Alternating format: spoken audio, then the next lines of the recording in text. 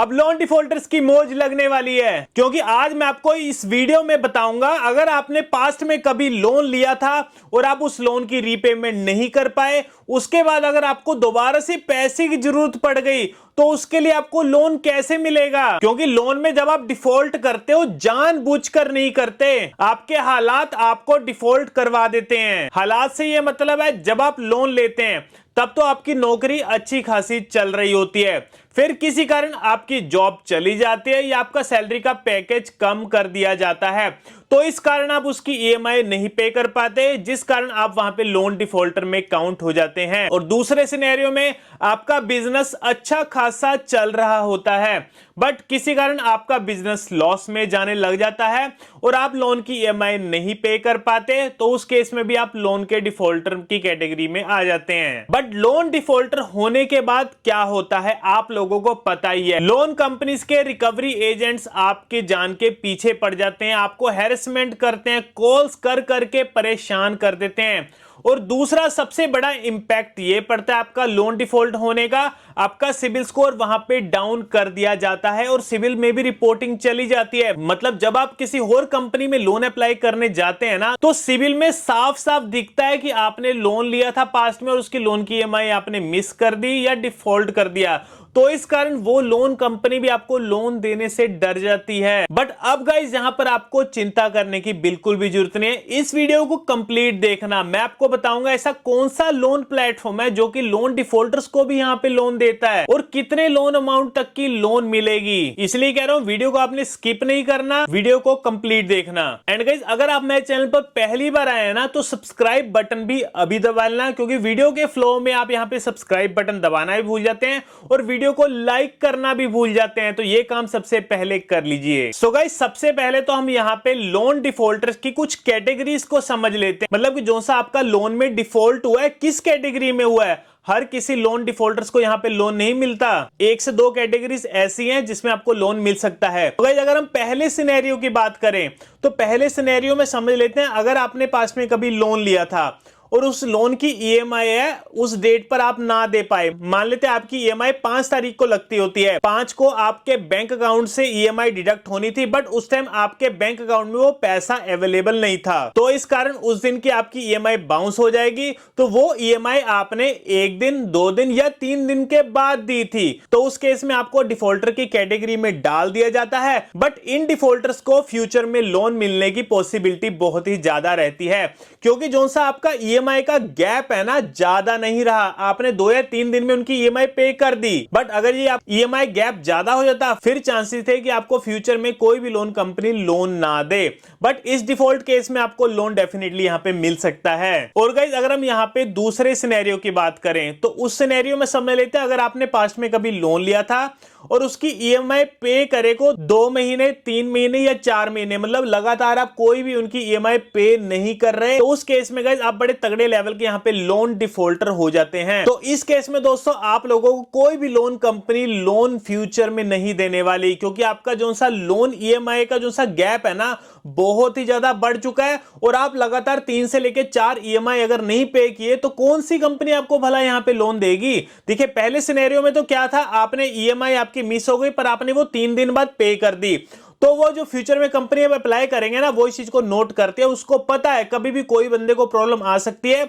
2 या 3 दिन बाद अगर आपने पे कर दी तो अच्छी बात है, बट अगर आपका ये गैप ज्यादा बढ़ता रहेगा तो कोई भी कंपनी आपको लोन प्रोवाइड नहीं करेगी। इसके बाद दोस्तों अगर हम यहाँ पे तीसरे सिनेरियो की बात करें, देखिएगा अगर आपके एक साथ 3 से लेकर 4 लोन अगर चल रहे हैं और आप इन 3 से लेकर 4 जो से आपके लोन चल रहे किसी की भी ईएमआई टाइम टू टाइम पे नहीं कर रहे, मान लेते हैं किसी एक लोन कंपनी की आज आपने पे कर दी बट नेक्स्ट टाइम उसकी जो सी ईएमआई आपने टाइम टू टाइम नहीं करी, फिर तीसरी बार फिर से कर दी, फिर चौथी बार आपने फिर से नहीं करी, तो उस केस में भी दोस्तों यहां पर आप लोन डिफॉल्टर में काउंट हो जाते हैं, क्योंकि जो से आपकी लोन की ईएमआई आप टाइम टू टाइम पे नहीं कर रहे। तो इस केस में भी दोस्तों अगर आप इन फ्यूचर में कभी लोन अप्लाई करते हैं ना तो आपको लोन के मिलने के चांसेस बहुत ही ज्यादा कम रह जाते हैं। एंड गाइस अगर हम यहाँ पे चौथे नंबर की बात करें कौन से लोन डिफॉल्टर्स को लोन मिलेगा नहीं मिलेगा, तो गाइस चौथे सिनेरियो में ये हो सकता है जब आपने लोन लिया था किसी कंपनी से, उस लोन कंपनी के आप ईएमआई लगातार पे ही नहीं कर रहे, 6 महीने हो गए, साल हो गए, तो उसके बाद एट द एंड आपने उस कंपनी के साथ कॉन्ट्रैक्ट किया, यानी एक सेटलमेंट की जिसमें कि आपने रफली उनको अमाउंट दे दी, मतलब ओवरऑल आपके वहां पे सेटलमेंट हो गई। तो आपको क्या लग रहा है, अगर आपकी सेटलमेंट होगी तो आप लोन डिफॉल्टर काउंट नहीं होंगे? नहीं दोस्तों, आप सिविल में पक्का वहां पे लोन डिफॉल्टर हो चुके हैं। एंड इन फ्यूचर में दोस्तों कभी अगर आप लोन के लिए अप्लाई करेंगे ना, तो आपके 0% चांसेस रहेंगे लोन अप्रूवल के, क्योंकि आप एक लोन डिफॉल्टर रह चुके हैं और आपने वहां पे कंपनी के साथ सेटलमेंट की है। तो इस केस में भी दोस्तों आपको लोन मिलने के चांसेस बहुत ही ज्यादा कम रहते हैं। बट दोस्तों जो लोग यहाँ पे किसी भी तरह के लोन डिफॉल्टर है ना, एक सॉल्यूशन बताऊंगा, उस सॉल्यूशन की मदद से आपको लोन मिल पाएगा। सो गाइस देखिए, अगर आप ये लास्ट वाले 3 किसी कैटेगरी में अगर लोन के डिफॉल्टर में काउंट होते हैं ना, तो उस केस में देखिए आपको कोई भी लोन एप्लीकेशन लोन नहीं देगी, कोई बैंक आपको लोन नहीं देगा। बट हाँ दोस्तों, आपको यहाँ पे गोल्ड लोन जरूर मिल सकता है। जी हाँ दोस्तों, अगर आप लोन डिफॉल्टर भी है ना, गोल्ड लोन को लेने से कोई भी नहीं रोक सकता, क्योंकि वहां पर सिबिल स्कोर कोई मैटर नहीं करेगा, आपका गोल्ड मैटर करेगा। कितनी क्वांटिटी में आपका गोल्ड है, जितना आपकी क्वांटिटी होगी उस हिसाब से यहां पर आपको लोन की अमाउंट मिल जाएगी। क्योंकि जो सा ये गोल्ड लोन मिलता है, आपको एक सिक्योरिटी डिपॉजिट करनी पड़ती है आपके गोल्ड की, तो उसके बदले में आपको पैसा मिलता है। और इन फ्यूचर दोस्तों अगर आप इनका पैसा नहीं दे पाते तो आपका गोल्ड ये कंपनी वाले रख लेंगे, और जो सी इनकी लोन की अमाउंट की रिकवरी है आपके गोल्ड से ही कर लेंगे। तो कंपनी वालों का यहां पर रिस्क लेवल कम हो जाता है, तो इसलिए लोन डिफॉल्टर्स को गोल्ड लोन बड़ी इजीली मिल जाता है। इसके अलावा दोस्तों अगर हम यहां पे पहले लोन डिफॉल्टर की कैटेगरी की बात करें, जैसे मैंने आपको बताया, अगर आपकी ईएमआई मिस हुए को 1 दिन 2 दिन या 3 दिन जस्ट उसके बाद अगर आपने ईएमआई पे कर दी, तो उस केस में आपको कोई भी कंपनी से आप लोन अप्लाई करेंगे तो काफी चांसेस है कि आपको लोन मिल जाएंगे। बट गाइज मैं आपको फिर भी एक लोन प्लेटफॉर्म सजेस्ट करना चाहूंगा जिसका नाम है ट्रू बैलेंस। यार दोस्तों ट्रू बैलेंस की दोस्तों अगर हम बात करें, यहां पर अगर आपका सिबिल स्कोर डाउन भी है ना, तब भी आपको लोन मिलेगा। और इसके अलावा अगर आपका हायर सिबिल स्कोर रहता है तब तो आपको 2 लाख रुपए तक की लोन की अप्रूवल बड़ी इजीली यहां पे मिल जाएगी। और गाइज ट्रू बैलेंस का लिंक आपको नीचे डिस्क्रिप्शन में मिल जाएगा, प्लीज वहीं से जाकर आप ट्रू बैलेंस को डाउनलोड कर सकते हैं और लोन के लिए अप्लाई कर सकते हैं। बाकी गाइज मैं आपको एक ही चीज सजेस्ट करूंगा, लोन की अमाउंट आप उतनी ही उठाइए जितनी की आपकी कैपेसिटी हो। कैपेसिटी से मतलब अगर मान लेते अगर आज आपकी सैलरी 30,000 है, तो ये मत सोचिए कि मैं इतना यहाँ पे लोन के अमाउंट उठा लेता हूं कि मैं 15 से लेके 20,000 इसकी ईएमआई बनवा लेता हूं। नहीं, ये आपका गलत डिसीजन है।